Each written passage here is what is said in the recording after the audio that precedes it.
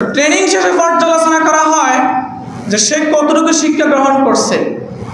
সে অনেকে তো ট্রেনিংয়ে বাদ পড়ে যায় না, বাদ পড়ে যায়। সে যে ট্রেনিং নিয়ে আসছে ওই ট্রেনিংয়ে কি শিক্ষা দিয়েছে, ওই শিক্ষাটা সে চাকরি জীবনে এটাকে কি করে প্রতিপালিত করে। তো রমজানে আমরা যে ট্রেনিংটা নিয়েছি, সময়ের ট্রেনিং, সময়ের বাড়তিতা, সময় মেনটেন করা, সময়ের জ্ঞান, এরপরে খাদ্যদ্রব্যর নিয়ন্ত্রণ, খাদ্যদ্রব্য ভক্ষণ করা, দান সদাকা করা, মানুষের প্রতি সহানুভূতিশীল হওয়া, আল্লাহ তাআলার বিধিবিধানগুলো সঠিক সময়ে সঠিক পদ্ধতিতে আদায় করা, এই ট্রেনিংগুলো আমরা নিয়েছি রমজান মাসে। তাহলে এই ট্রেনিংয়ের আলোকে বাকি 11 মাস আমরা এই কাজগুলো প্রতিফলিত করতে হবে, তাহলে রমজান আপনার জন্য সার্থক। এরপরে যে বিষয়টা, রমজানের মধ্যে একটি রাত দিয়েছে লাইলাতুল কদর, যেটা আলোচনা আমরা গত সপ্তাহে করেছিলাম। রমজান কোরআন নাজিলের মাস, যেখানে অন্য সময় একটা হরফ পড়লে 10 নেকি, সেখানে রমজানের 70 বা তারও অধিক। কোন কোন মুফাসসিরিন কেরাম সাদকাতুল ফিতরকে ফরজও বলেছেন। অধিকাংশ উলামায়ে কেরামের মতে সাদকাতুল ফিতর ওয়াজিব। যেমন আবু দাউদ শরীফের একটি হাদিস, রাসূল করিম সাল্লাল্লাহু আলাইহি ওয়াসাল্লাম বলেন, ফারাদ রাসূলুল্লাহ সাল্লাল্লাহু আলাইহি ওয়াসাল্লাম যাকাতাল ফিত্রি তুহরাতান লিস-সাইমি মিনাল লাগwi ওয়ার রাফাসি তু'মাতান লিল মাসাকিন। এখানে বলেছেন ফারাদা মানে হচ্ছে আবশ্যক। রাসূল করিম সাল্লাল্লাহু আলাইহি ওয়াসাল্লাম সাদকাতুল ফিতরকে আবশ্যক করেছেন, নির্ধারণ করেছেন রোজাকে অনর্থক কথা ও অশ্লীল কার্যকলাপ হতে পবিত্র করা এবং গরিবদের মুখে অন্ন দেওয়ার জন্য। তাহলে সাদকাতুল ফিতরকে আবশ্যক করা হয়েছে, সেটা আমরা জানি ওয়াজিব। এটাকে আবশ্যক করার কারণ হচ্ছে দুইটা। কয়টা? দুইটা। এই দুইটা বিষয় আমরা একটু পরে বলবো, কেন সাদকাতুল ফিতরকে ওয়াজিব করা হয়েছে। এখন আসেন, সাদকাতুল ফিতর বা ফিতরা কার উপরে ওয়াজিব? প্রত্যেক মুসলমান নরনারী যার মালিকানায় মৌলিক প্রয়োজনের অতিরিক্ত 52 তোলা রৌপ্য সম্পদ জমা থাকে, তার উপরে সাদকাতুল ফিতর ওয়াজিব। আরও কয়েকটি কারণ আছে, সেটা আমি বলতেছি। জাকাতের নেসাব যাদের উপরে আছে, যাদের উপরে জাকাত ফরজ, তাদের উপরে সাদকাতুল ফিতর ফরজ। কিন্তু একটু ভিন্নতা রয়েছে। জাকাতের নেসাব বা সম্পদ 1 বছর পরিমাণ স্থায়ী থাকতে হয়, জমা থাকতে হয়। কিন্তু সাদকাতুল ফিতর 1 বছর পর্যন্ত জমা থাকতে হবে না। ঈদের আগের দিন তথা শাওয়ালের চাঁদ উদিত হওয়ার আগে, ঈদের আগের দিন, রোজার শেষের দিকে যদি কারো কাছে এই পরিমাণ সম্পদ থাকে বা ওই সময় কারো কাছে যদি এই পরিমাণ সম্পদের মালিকানায় আসে, তার উপরেই সাদকাতুল ফিতর ওয়াজিব। কিন্তু যাকাতের ক্ষেত্রে 1 বছর পর্যন্ত স্থায়ী থাকতে হবে। ফিতরের ক্ষেত্রে 1 বছর নয়, ঈদের আগের দিন যদি আপনি ওই সম্পদের মালিকানায় আসেন, তাহলে আপনার উপরে সাদকাতুল ফিতর তথা ফিতর ওয়াজিব হবে। আমভাবে সকল মানুষ, সকল মুসলমান নরনারী সাদকাতুল ফিতর দিতে পারবে, যারা তাদের মৌলিক চাহিদার অতিরিক্ত যদি সম্পদ থাকে। আপনার দৈনন্দিন যে খাবার দাবার বা খরচ আদি আছে, এগুলোর বাইরে যদি আপনার কাছে সম্পদ থাকে, আপনি যদি মনে করেন যে আমি দিতে পারবো, আমার কোনো সমস্যা হবে না, অসুবিধা হবে না, তাহলে আপনি দিতে পারেন। যাদের উপরে ওয়াজিব করা হয়েছে তারা না দিলে কবিরা গুনাহ হবে। সম্মানিত হাজরিন, এখন আসেন সাদকাতুল ফিতরকে ওয়াজিব করার কারণ কি, এটা কেন, এই বিধানটা আল্লাহ তাআলা কেন দিয়েছে? জাকাতের আগে সদকাতুল ফিতরকে ওয়াজিব করা হয়েছে। জাকাতের আগে সদকাতুল ফিতর ছিল, এর পরবর্তীতে জাকাতের বিধান প্রচলন হয়েছে। সদকাতুল ফিতর দুই কারণে দিতে হবে। কয় কারণে? দুই কারণে। তুহরাতুল লিস-সাইমি, তথা সিয়ামকে পবিত্র করার জন্য। আমরা যেহেতু মানুষ, ফেরেশতা নয়, রমজান মাসে আমরা যতই সতর্কতা চলি না কেন, রমজান মাসে যেহেতু ওয়াসওয়াসিলাতি শায়াতিন, শয়তান শৃঙ্খলাবদ্ধ আছে, কিন্তু এরপরে ওই যে রমজানের আগে আমরা শয়তানি কাজকর্ম করেছি, এগুলোর একটা আসর আমাদের ভিতর রয়ে গেছে। এটা থাকার কারণে, যেহেতু আমরা মানুষ, আমরা অনেক ভুল ত্রুটি করে ফেলি রোজা রাখা অবস্থায়ও। হয়তো অকারণে মিথ্যা কথা হয়ে যেতে পারে, অকারণে রোজা রাখা অবস্থায় বিভিন্ন গুনার কর্ম হয়ে যেতে পারে, কবিরা গুনাহ হতে পারে কিংবা সাগীরা গুনাহ হতে পারে। এজন্য সদকাতুল ফিতরকে এজন্যই দেওয়া হয়েছে তুহরাতাল লিস-সাইম। এটার মাধ্যমে যেই রোজা রাখা অবস্থায় আপনার যে ভুল ত্রুটিগুলো হয়েছে, এটার কাফারা হয়ে যায় সদকাতুল ফিতরটা। সুবহানাল্লাহ। অনেক উলামায়ে কেরাম এবং হাদিস শরীফ বলা হয়েছে, যেরকমভাবে ফরজ সালাতের পাশাপাশি আপনার সুন্নত নামাজের ব্যবস্থা আছে। যেমন জোহরের ফরজ কয় রাকাত? 4 রাকাত। আগে আছে সুন্নত 4 রাকাত, পরে আছে আবার সুন্নত 2 রাকাত, পরে আছে আবার 2 রাকাত নফল। কিন্তু আপনার উপর আবশ্যক কোনটা? আবশ্যক হচ্ছে ফরজ 4 রাকাত। কিন্তু সুন্নতগুলো দেওয়ার কারণ কি? সুন্নত নফল দেওয়ার কারণ এই যে ফরজ সালাতের যে ঘাটতিগুলো আছে, এগুলোর কাফারা আদায় হয়ে যাবে সুন্নত নফল নামাজের মাধ্যমে। সুবহানাল্লাহ।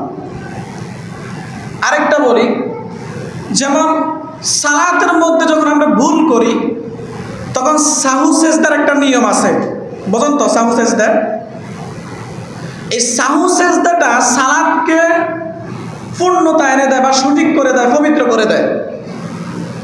ঠিক মুফাসসিরিন কেরাম বলেছেন যে সাদকাতুল ফিতর রোজার কাফারা হয়ে যায়। সাদকাতুল ফিতর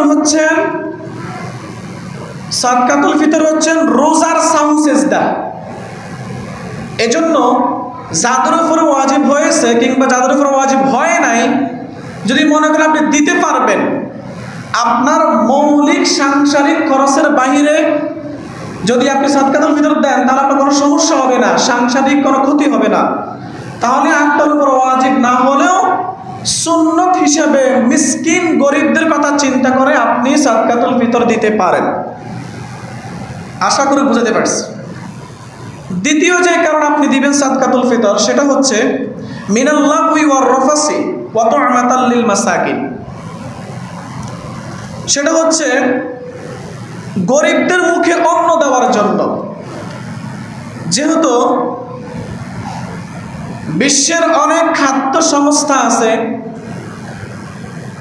তারা বিশ্বের বিভিন্ন জায়গায় নিপীড়িত ক্ষুধার্ত মানুষদেরকে খাদ্য দেওয়ার একটা মিশন হাতে নিয়ে থাকেন।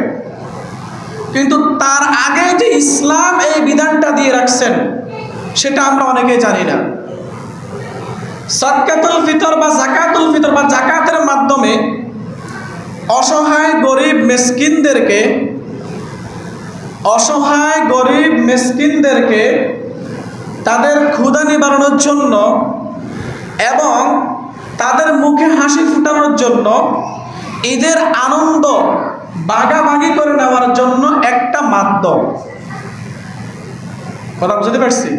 সাদকাতুল ফিতরের মাধ্যমে আপনি যেরকম ঈদের আনন্দের দিনে সকল ধনীর ঘরে পায়েস রান্না হয়, ফলাও কোরমা রান্না হয়, বিরিয়ানি রান্না হয়, আপনি খাচ্ছেন, আনন্দ করতেছেন, কিন্তু অসহায় গরিব মিসকিনদের পরিবারের কি অবস্থা আপনি খোঁজ দিতে হবে। এই সাদকাতুল ফিতর এবং যাকাতুল ফিতরের মাধ্যমে এই আনন্দটা ভাগাভাগি হয়ে যায়। সবাই কাঁধে কাঁধ মিলিয়ে এক কাতারে আনন্দ উপভোগ করে। এজন্য ইসলামী শরীয়তে সদকাতুল ফিতর এবং যাকাতের বিধানটা দেওয়া হয়েছে, যাতে করে এই আনন্দের দিনে কেউ দুঃখে থাকবে কেউ সুখে থাকবে এরকম যেন না হয়। অন্তত পক্ষে বছরের একটি দিন কাঁধে কাঁধ মিলিয়ে সবাই এক কাতারে সকল দুঃখ বেদনা ভুলে গিয়ে, সকল হিংসা বিদ্বেষ ভুলে গিয়ে সকলে এক কাতারে সামিল হয়ে ঈদের আনন্দ ভাগাভাগি করে নিতে পারে, এজন্য সদকাতুল ফিতরকে ওয়াজিব করা হয়েছে। আশা করে বুঝাতে পারছি। সম্মানিত হাজরিন, এখন আসেন কি দিয়ে আপনি ফিতরা দিবেন বা সদকাতুল ফিতর দিবেন, কি দিয়ে দিবেন? রাসূল করিম সাল্লাল্লাহু আলাইহি ওয়াসাল্লাম সদকাতুল ফিতর কি দিয়ে দিবেন সেটা নির্ধারণ করছেন। যেমন গম, আটা বা ময়দা, ছাতু কিংবা কিশমিশ, অর্ধসা সমপরিমাণ মূল্য, আর খেজুর বা জব একসা অথবা সমপরিমাণ মূল্য দ্বারা আদায় করা যাবে। তো অর্ধসা 1 কেজি 635 গ্রাম, আর একসা 303 কেজি 279 গ্রাম। এটা হচ্ছে এই পরিমাণ মূল্য আপনি দিবেন, না হয় এই পরিমাণ বস্তুগুলো দ্বারা আপনি সদকাতুল ফিতর আদায় করবেন। এখন প্রশ্ন হচ্ছে,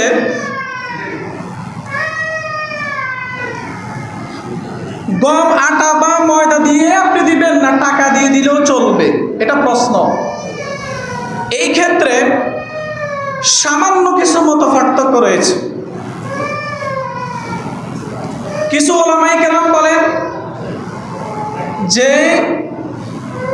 যেই বস্তু দ্বারা সদকাতুল ফিতর নির্ধারণ করা হয়েছে ওই বস্তু দ্বারাই দিতে হবে।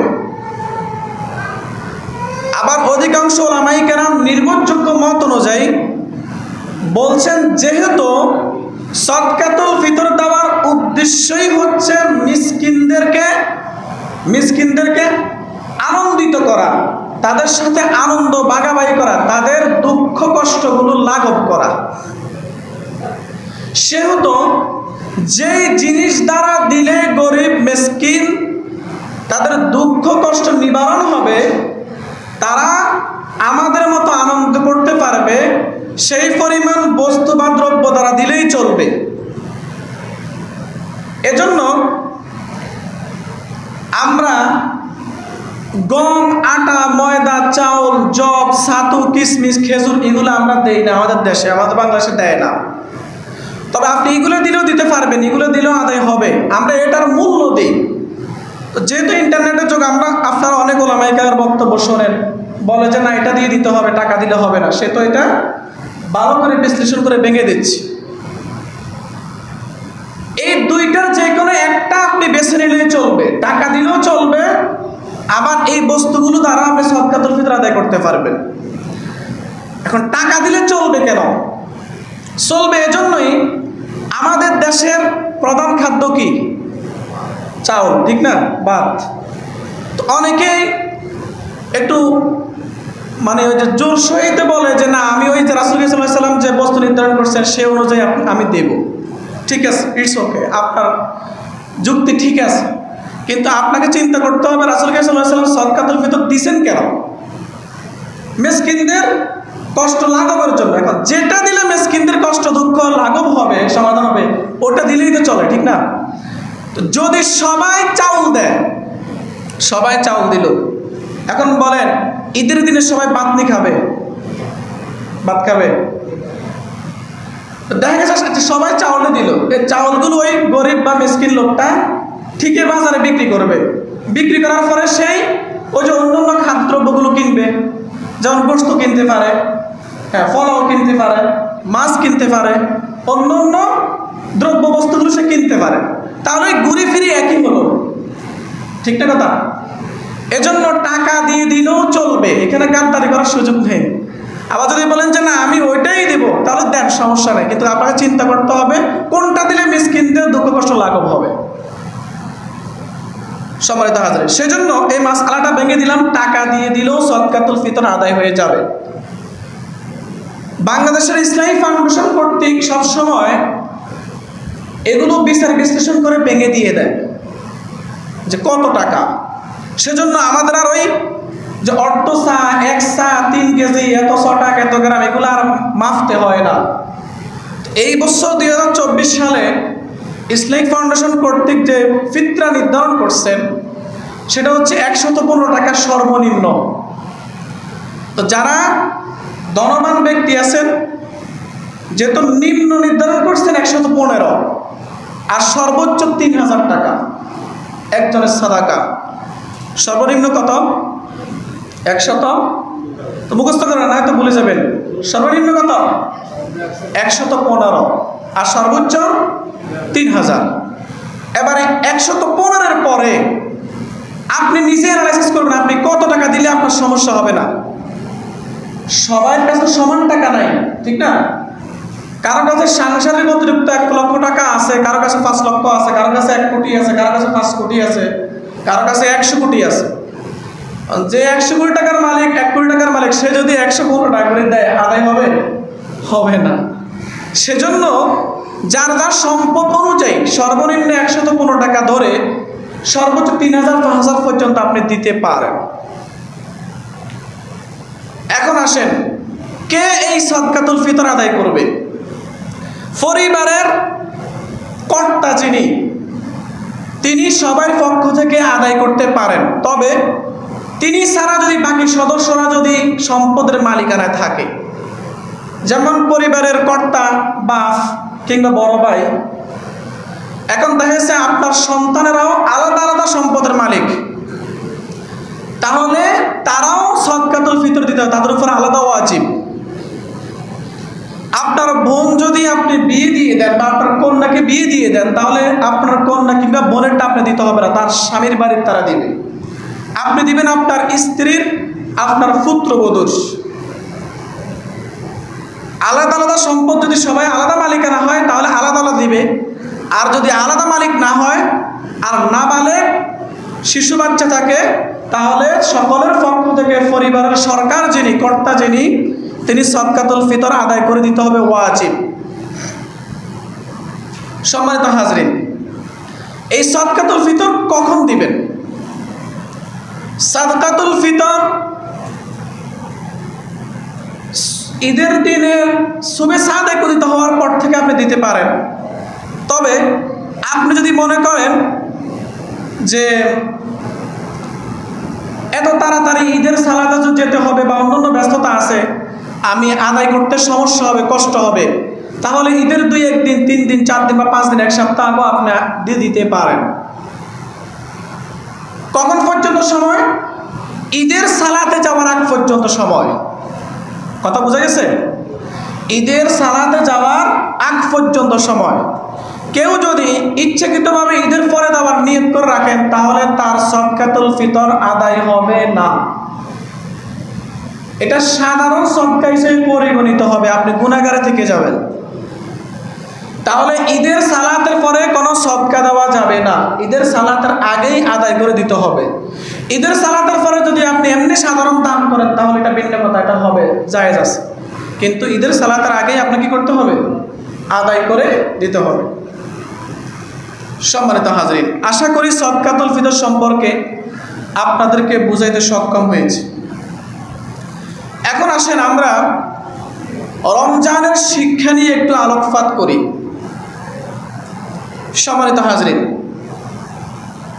কোরআন মাজিদে সিয়ামের ফরজিয়তের ব্যাপারে যে দলিলটা পাওয়া যায়, ইয়া আইয়ুহাল্লাযীনা আমানু কুতিবা আলাইকুমুস সিয়াম কামা কুতিবা আলাল্লাযীনা মিন ক্বাবলিকুম লাআল্লাকুম তাত্তাকুন। রমজানের সিয়াম ফরজ করা হয়েছে কেন এটা বলে দিচ্ছেন, লাআল্লাকুম তাত্তাকুন, যাতে করে তোমরা তাকওয়া অর্জন করতে পারো। কি অর্জন করতে পারো? তাকওয়া। তাকওয়া মানে কি? তাকওয়া মানে হচ্ছে আল্লাহর ভয়। তাকওয়া মানে কি? আল্লাহর ভয়। কোথায়? অন্তরের মধ্যে।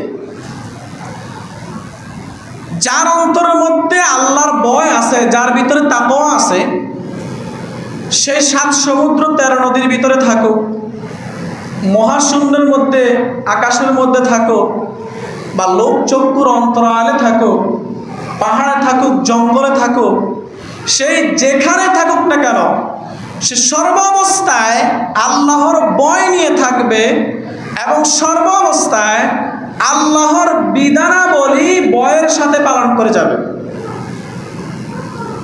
আমি আগেও একবার বলেছিলাম যে এই ভয় সেই ভয় নয়, যেমন আমরা বিষাক্ত সাপ দেখলে ভয় পাই, হিংস্র জানোয়ার দেখলে ভয় পাই, হিংস্র মানুষ দেখলে ভয় পাই। ওই ভয়গুলো আমাদেরকে আতঙ্কিত করে, কিন্তু আল্লাহর ভয় আমাদের অন্তরে প্রশান্তি আনে। কি আনে? প্রশান্তি আনে।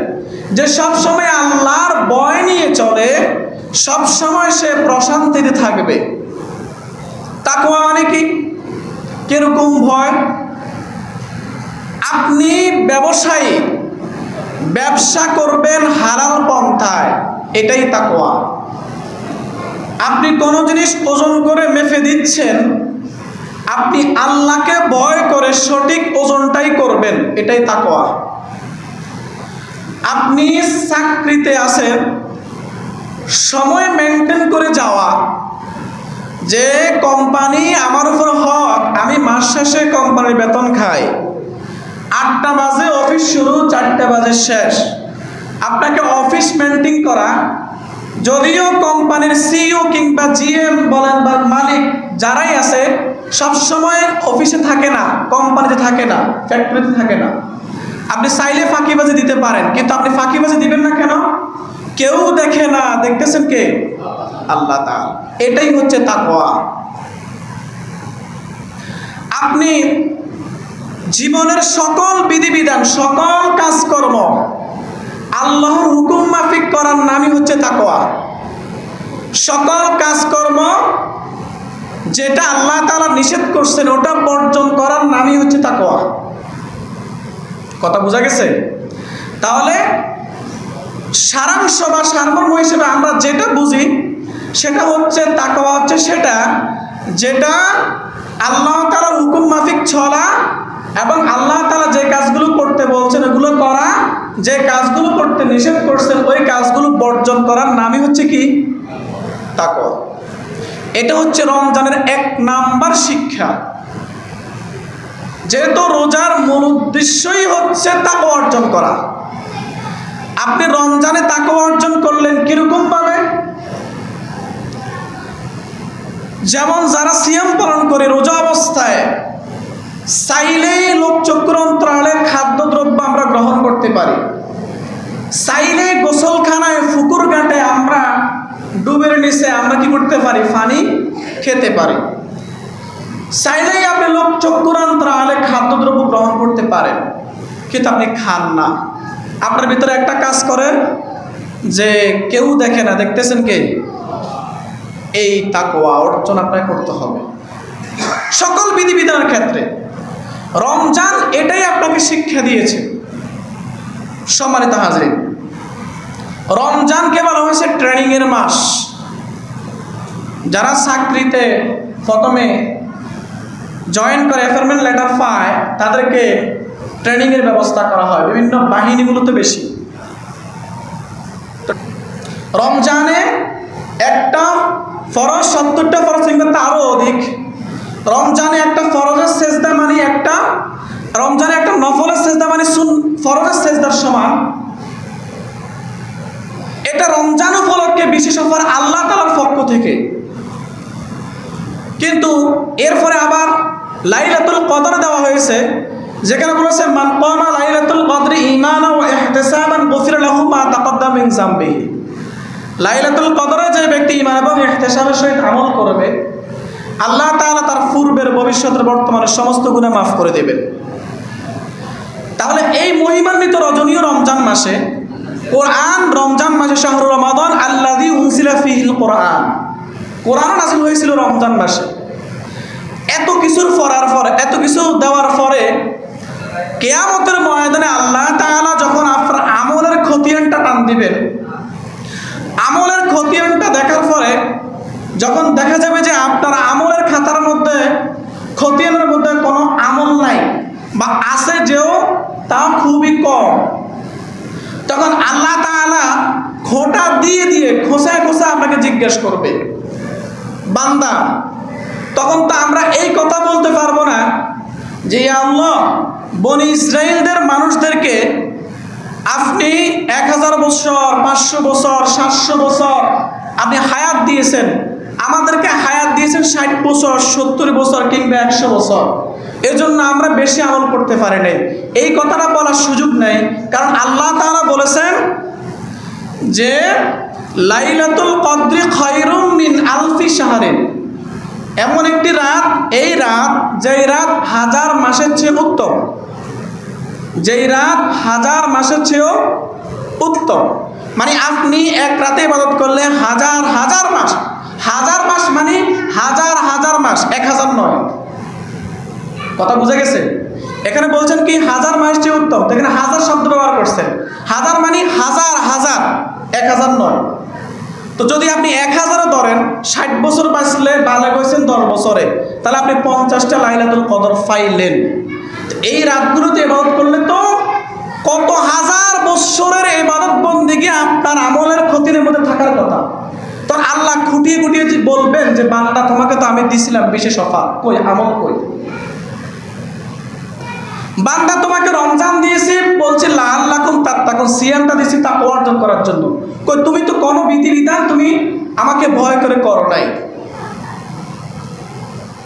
তোমাকে রমজানে বিশেষ অফার, বিশেষ ছাড় দেওয়া হয়েছে, যেখানে একটা ফরজ 70টা ফরজেরও অধিক, একটা সাদাকা 70টা সাদাকারও অধিক, একটা হরফ পড়লে অন্য সময় 10 নেকি, রমজান মাসে 70-এরও অধিক, যেখানে 70 গুণ বা তার চেয়ে বেশি করা হয়েছে। তাহলে তোমার আমলের খতিয়ানের মধ্যে আমলগুলো কোথায়? জবাব দেওয়ার কোনো থাকবে, আমাদের কোনো পরিস্থিতি থাকবে না। সম্মানিত হাজির, রমজান শেষ পর্যায়ে এসে উপনীত হয়েছে। আজকে 25 রমজান, আর যদি 30 রমজান হয় তাহলে আর 5টি, আর যদি 29 হয় তাহলে আর 4টি। ইন্নামাল আমালু বিল খাওয়াতিম, হাদিস শরীফ এসেছেন, শেষ আমলেই নির্ভরযোগ্য। রমজানে এই পর্যন্ত যদি আপনি ভুল ত্রুটি করেও থাকেন, তার অন্তত পক্ষে বাকি যে রমজানগুলো রয়েছে, যেখানে হাদিস শরীফ বলেছেন শেষ আমল নির্ভরযোগ্য, আপনি শেষ প্রান্তে এসেও আপনি চাইলে এই 5 দিনে নিজেকে পরিবর্তন করতে পারেন, চাইলেই আল্লাহ তাআলার পক্ষ থেকে ক্ষমা নিতে পারেন। যেখানে হাদিস শরীফে বলা হয়েছে যে ব্যক্তি রমজান পেল কিন্তু নিজের গুনাহ খাতা মাফ করতে পারলো না, তার জন্য ধ্বংস, তার জন্য ধ্বংস। রমজানে সেই গুনাহ মাফ করতে পারলো না, তার কখন মাফ করতে পারবে? সম্মানিত হাজরিন, সেজন্য বলবো ইন্নামাল আমালু বিল খাওয়াতিম, শেষ আমল নির্ভরযোগ্য। এই শেষ যে কয়দিনগুলো আছে, আমরা তারাবির সালাত, কিয়ামুল লাইল, তেলাওয়াতুল কোরআন, দান সদাকা, সিয়াম, যা কিছু আছে এগুলোর মাধ্যমে, তাওবা ইস্তেগফারের মাধ্যমে আমাদের জীবনের গুনাহ খাতাগুলো মাফ করে নেই। এই 24 সাল না জানি কার জীবনের শেষ সাল হয়ে গেল। এই বছর তার রমজান আসবে না, হয়তো আপনার আমার জীবনে এটাই শেষ রমজান, হয়তো ভিতরে ভিতরে আমাদের হায়াতের বিশাল মেয়াদ শেষ হয়ে গেছে, আমরা পদে পাইতেছি না। মনে হইতেছে আমরা সুস্থ আছি, সবল আছি, যুবক আছি, যুবতী আছি, মনে হয় যেন আরো অনেক দিন বাঁচবো, কিন্তু আপনি জানেন না ভিতরে ভিতরে আপনার হায়াতের বিশাল মেয়াদ শেষ হয়ে গেছে। শুধু সময়টা শেষ হবে আর আজরাইল এসে আপনার কাছে উপস্থিত হবে। সম্মানিত হাজরিন, সেজন্য বাকি যে কটা দিন আছে আমরা তওবা ইস্তেগফার করে নেই, আমলগুলো বেশি বেশি করে নেই, আল্লাহ তাআলার কাছে ক্ষমা চেয়ে নিই। হাদিস শরীফে এসেছেন তওবার বিষয়ে, আত্তাইবুনা মিনাজ যামবি কামান লা যামবা লাহু, যেই ব্যক্তি তওবা করে সে যেন নবজাত শিশু যেরকম নিষ্পাপ হয়ে দুনিয়াতে ভূমিষ্ঠ হয়, আল্লাহ তাআলা তাকে ওইরকম ভূমিষ্ঠ করে দেয়। শুধু তাই নয়, তার জীবনের যে গুনাহগুলো ছিল এটাকে আমলে রূপান্তর করে দেয়। সুবহানাল্লাহ। সেজন্য সকলের খেদমতে আরজ করব, বাকি রমজানগুলো ঠিকভাবে আদায় করি, কিয়ামুল লাইল করি, তারাবির সালাত আদায় করি, ফরজ ওয়াজিবগুলো ঠিকভাবে পালন করি, সাদকাতুল ফিতর আদায় করি, যাকাতুল ফিতর আদায় করি, দান সদকা করি, অন্যের হকগুলো বন্টন করে দিই, নিজের গুনাহখাতাগুলো মাফ করে নিই। আজকে সাদাকাতুল ফিতর, যাকাতুল ফিতর এবং রমজানের শিক্ষা আলোচনা করছি। আল্লাহ তাআলা যেন আমাকে সহ আপনাদের সবাইকে এই বিষয়গুলো হৃদয়ঙ্গম করে আমল করার তৌফিক দান করেন।